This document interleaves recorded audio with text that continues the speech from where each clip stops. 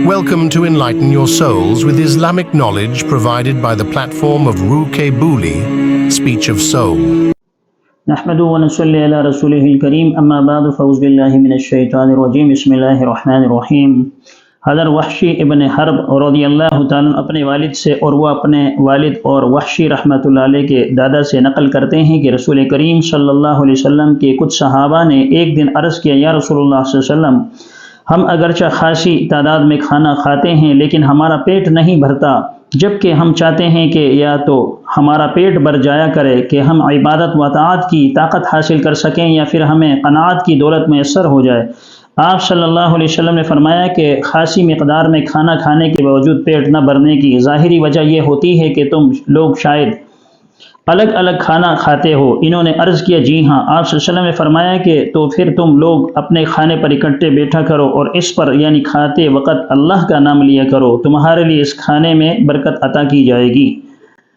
سنن ابی داؤد میں یہ حدیث وحشی ابن حرب رضی اللہ عنہ سے مروی ہے۔ وہ فرماتے ہیں کہ میرے دادا حضور صلی اللہ علیہ وسلم کی خدمت میں حاضر ہوئے اور رسول اللہ صلی اللہ علیہ وسلم سے پوچھا، اے اللہ کے نبی صلی اللہ علیہ وسلم، ہم گھر میں تعداد کے اعتبار سے زیادہ ہیں اور کھانا بھی اچھی مقدار میں کھاتے ہیں، لیکن ہمارے کھانے میں برکت نہیں رہتی، اس کی وجہ کیا ہے؟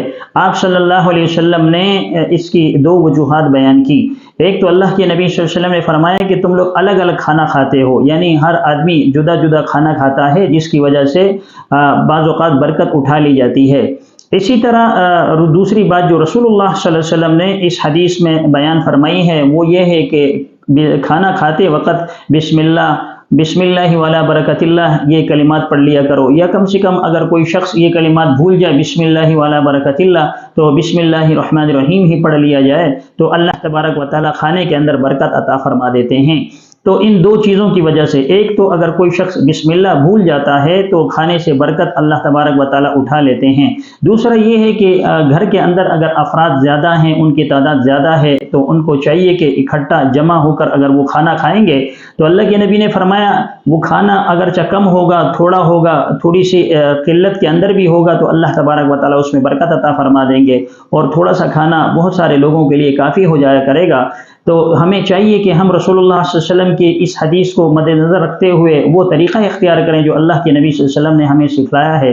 اس طرح کھانے میں برکت بھی ہوگی اور انشاءاللہ سارے لوگ جو ہیں وہ سیر ہو کر بھی کھایا کریں گے۔ اللہ ہمیں رسول اللہ علیہ وسلم کی ان سنتوں کو اختیار کرنے والا بنائے، آمین۔ وآخر دعوانا ان الحمد للہ رب العالمین۔ Thanks for watching. For more Islamic lectures, kindly subscribe to Ruke Buli on YouTube.